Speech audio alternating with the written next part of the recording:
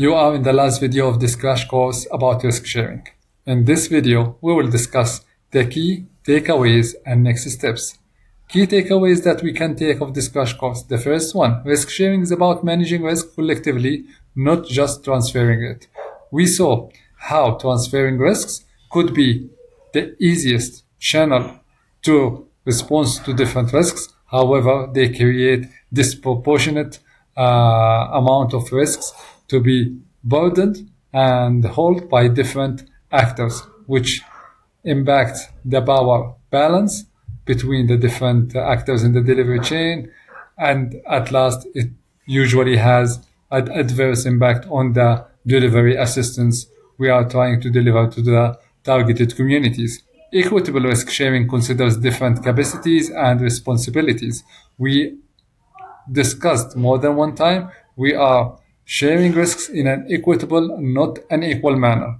What does mean equitable manner? We consider the different capacities, we consider the different responsibilities, tools for the different actors in the delivery chain. And based on that, we do our risk sharing methodologies or responses. Balancing preventive and reactive measures strengthen risk management. In many cases, especially into the traditional risk management, we put a lot of focus and emphasis in the preventive measures.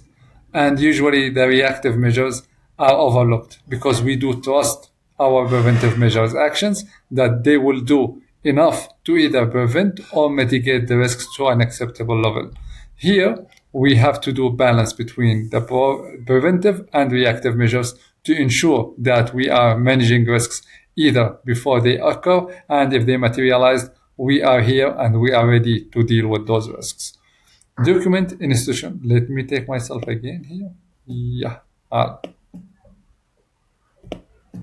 Yeah, that's a good place. Document, institutionalize, and continuously improve risk sharing approaches. This is always important that we document the good practices. We try to engage with our policymakers, ensure our policies are reflecting the different risk sharing practices that we have seen useful in our different risk sharing, let's say, trials, and to ensure that this approach is not just enhancing our own capacities and capabilities. No, we are encouraging you to share this with the different organizations, with the different humanitarian crises around the world, so organizations can benefit from those lessons learned. Either your successes or failures, both count. Next steps for you is to reflect on your organization's role in risk sharing. Look at your policies, look at your projects, look at your risk register, and you will know where you're exactly at.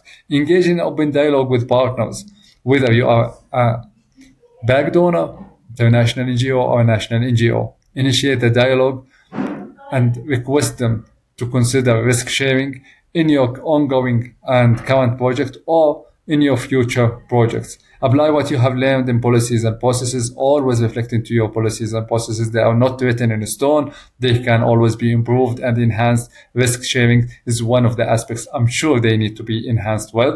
Continue improving and adapting risk sharing strategies. Always be agile, always be humble, and look at your different risks methodologies, your different risk practices, and see where you can doubt some of those, where you can enhance the others. So, in the end of this course, I would like to thank you very much for attending this course, and always, I'll move myself here. This is a very good place. And always feel free to connect with me in LinkedIn. Feel free to visit mohanna.io. It's your risk buddy.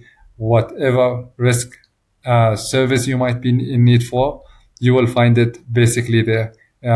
You feel free to communicate, feel free to connect. Today we talked about risk sharing. Tomorrow we'll talk about another thing. See you in my coming videos. Either you're watching this in Udemy or in YouTube. Feel free always to comment, like those videos, and see you again, inshallah, very soon.